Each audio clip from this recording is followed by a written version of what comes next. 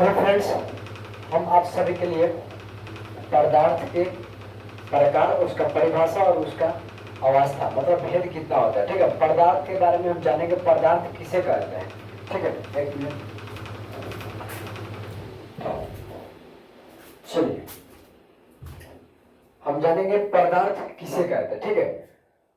पदार्थ किसे कहते हैं और उसका अवस्था। देखिए, पदार्थ वो सभी वस्तुएं जो स्थान घेरती हो, जिसमें द्रव्यमान हो, उसे हम क्या कहते हैं, पदार्थ, ठीक है। यहां से देखिए, पदार्थ किसे कहते हैं, वे सभी वस्तुएं मतलब जो भी वस्तु है, ठीक है, वो सभी वस्तु जो स्थान घेरती हो, स्थान घेरती हो, जिसमें द्रव्यमान होता है, वही हम लोग का पदार्थ कहते हैं, उसे हम पदार्थ कहते हैं। वे वस्तुएं जो सभी वे सभी वस्तु जो स्थान घेरती हो और जिसमें द्रव्यमान हो, उसे हम क्या कहते हैं, पदार्थ कहते हैं, ठीक है।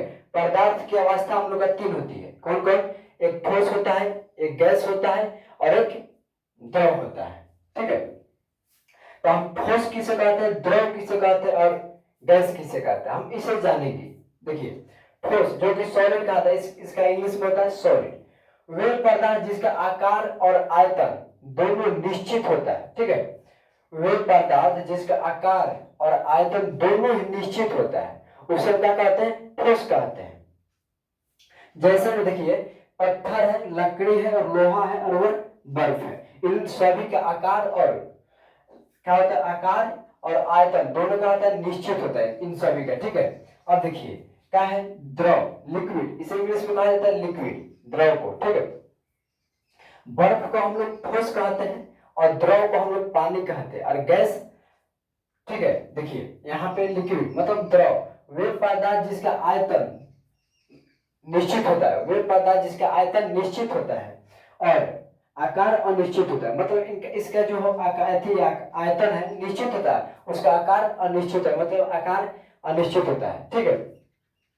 उसे हम क्या कहते हैं, द्रव कहते हैं। जैसे में देखिए, जल है, दूध है, पेट्रोल है, तेल है और क्लोरोसिन है, मतलब क्लोरोसिन है, ठीक है, आदि है। तो इन सभी का क्या होता है कि आयतन निश्चित होता है, लेकिन आकार इन लोग सभी का निश्चित नहीं होता है, ठीक है। अब हम देखेंगे गैस, गैस किसे कहते हैं, तो वे पदार्थ जिसका आकार और आयतन दोनों अनिश्चित, दोनों अनिश्चित का अर्थ होता है कि इन सभी का आकार आयतन अनिश्चित होता है, ठीक है। चलिए, तो गैस किसे कहते हैं, तो वे पदार्थ जिसका आकार और आयतन दोनों अनिश्चित होता है, उसे हम कहते हैं गैस कहते हैं, ठीक है। गैस के देखिए, जैसे में वायु, हाइड्रोजन, नाइट्रोजन इत्यादि, ठीक। हम सभी पदार्थ जान गए।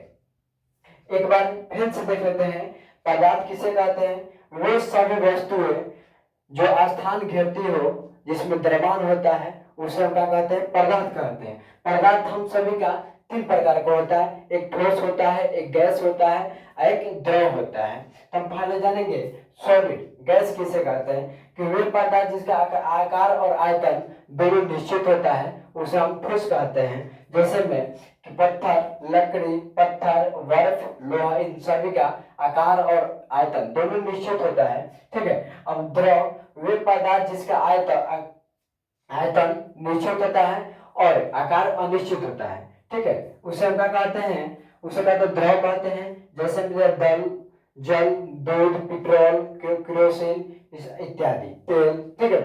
अब देखिए, हम देखेंगे गैस, गैस किसे कहते हैं, कि वे पदार्थ जिसका आकार और आयतन दोनों अनिश्चित होता है, दोनों का मान निश्चित नहीं होता है, वो दोनों अनिश्चित होता है, उसे हम गैस कहते हैं। जैसे में वायु, हाइड्रोजन, नाइट्रोजन इत्यादि। आई होप कि आपको अच्छा वीडियो लगा हो, तो चैनल को सब्सक्राइब कीजिएगा, लाइक कीजिए, अपने दोस्तों को जरूर शेयर कीजिए। चलिए अगले वीडियो में मिलते हैं।